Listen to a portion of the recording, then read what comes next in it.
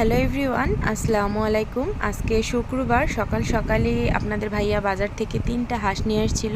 হাঁসগুলো কিন্তু ড্রেসিং করে নিয়ে আসছে, আর এখানে একটা দেশি মুরগিও নিয়ে আসছিল। তো হাঁসগুলো ড্রেসিং করে আনার ক্ষেত্রে একটু সহজ হয়ে যায়। আর এখানে 2টা নারকেলও নিয়ে আসছিলো। এখানে আমি একটা নারকেল ফাটিয়ে নিছি। আমরা হাঁস খাবো অথচ নারকেলের দুধ দিব না, তা কী করে হয়? আমরা খুলনার মানুষ কিন্তু হাঁস রান্না করলেই সবসময় নারকেলের দুধ দেওয়ার চেষ্টা করি। এভাবে রান্না করলে কিন্তু অনেক মজা লাগে খাইতে। আর ওখানে আমার শাশুড়ি মা হাঁসগুলো কুটে দিল, আমি সেগুলো ধুয়ে রান্না করতে চলে গেলাম। এখানে আমি মশলা কষিয়ে হাঁসটা রান্না করা বসিয়ে দিয়েছিলাম। আর এখান থেকে আমি গাছ থেকে একদম টাটকা তেজপাতা ছিঁড়ে আনছি, এইগুলোও এখন দিয়ে দিব। আর এখানে কিছু চুই ঝাল আর শুকনা মরিচও আমি হাঁসের মধ্যে দিয়ে দিব। চুই ঝালটা কিন্তু আমি যখন খুলনা থেকে আসি তখন এগুলো নিয়ে আসছিলাম।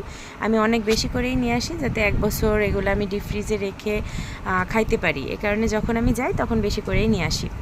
আর এই চুই ঝালটা কিন্তু একটা গাছের শিকড় বা ছাল বলা যেতে পারে, সেইটাই আমি দেখিয়ে দিচ্ছি। আর এখানে কিন্তু আমি নারকেলের দুধটা দিয়ে দিচ্ছি, ব্লেন্ডার করে নিয়েছিলাম। আর এই যে সেই শিকড়, এটাকে চুই ঝাল বলে। এটা দিয়ে গরুর মাংস, হাঁসের মাংস রান্না করলে কিন্তু অনেক মজা হয়।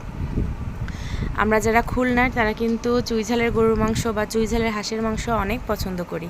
আর তারপরে আমি এখানে ঝোলের পানিও দিয়ে দিলাম হাঁসের মধ্যে, ফুটছিল। আর এই যে হয়ে গেলে আমি হাঁসের মাংসটা নামিয়ে নিলাম, যেহেতু আজকে অনেক দেরি হয়ে গিয়েছিল হাঁসটা রান্না করতে। তো আজকের কিছুই রান্না করিনি, জাস্ট এই হাঁস দিয়ে আজকে খাওয়া দাওয়া করলাম। তো আজকের ভিডিও এই পর্যন্ত। আল্লাহ।